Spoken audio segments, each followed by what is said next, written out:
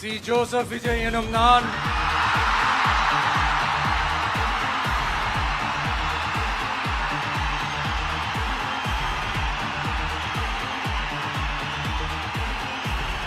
சட்டப்படி அமைக்கப்பெற்ற இந்திய அரசியல் அமைப்பின்பால் உண்மையான நம்பிக்கையும் மாறா பற்றும் கொண்டிருப்பேன் என்றும் இந்திய நாட்டின் ஒப்பில்லாத முழு முதல் ஆட்சியையும் ஒருமையையும் நிலை நிறுத்துவேன் என்றும் தமிழ்நாட்டு அரசின் முதலமைச்சராக உண்மையாகவும் உளச்சான்றின்படியும் என் கடமைகளை நிறைவேற்றுவேன் என்றும்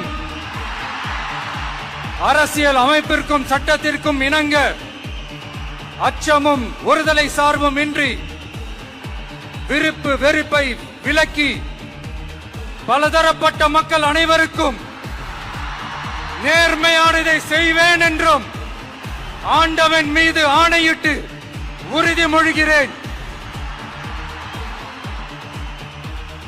காற்றில் ஒரு மாபெரும் திருப்புமுனையாக சுமார் 60 ஆண்டுகால திமுக மற்றும் அதிமுகவின் ஆட்சி அதிகாரத்தை மாற்றி அமைத்து திரு விஜய் அவர்கள் தமிழகத்தின் புதிய முதலமைச்சராக இன்று அரியணை ஏறியுள்ளார்.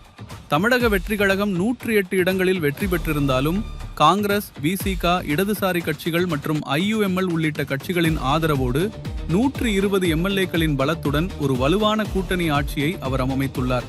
இந்த வரலாற்று சிறப்புமிக்க பதவியேற்பு விழாவில் ராகுல் காந்தி போன்ற தேசிய தலைவர் நேரில் கலந்து கொண்டு சிறப்பித்தது இந்த மாற்றத்தின் முக்கியத்துவத்தை உலகிற்கு பறைசாற்றியது. பதவியேற்ற சில நிமிடங்களிலேயே தனது முதல் உரையை ஆற்றிய முதலமைச்சர் விஜய் தமிழகத்தின் நிதி நிலைமை குறித்து விரைவில் ஒரு வெள்ளை அறிக்கை வெளியிடப்படும் என்ற அதிரடி அறிவிப்பை வெளியிட்டு தனது வெளிப்படையான நிர்வாகத்திற்கு வித்திட்டுள்ளார். அவருடன் இணைந்து அமைச்சர்களாக பொறுப்பேற்றுள்ள 9 பேரும் அனுபவம் மற்றும் நவீன சிந்தனை கொண்ட ஒரு மாஸ்டர் டீமாக பார்க்கப்படுகிறார்கள். சாமானிய மக்களின் எதிர்பார்ப்புகளையும் இளைஞர்களின் கனவுகளையும் சுமந்து கொண்டு ஒரு புதிய சகாப்தத்தை நோக்கி தனது முதல் அடியை எடுத்து வைத்துள்ள இந்த அமைச்சரவை தமிழக அரசியலில் ஒரு புதுயுக புரட்சியை ஏற்படுத்தும் என்று எதிர்பார்க்கப்படுகிறது.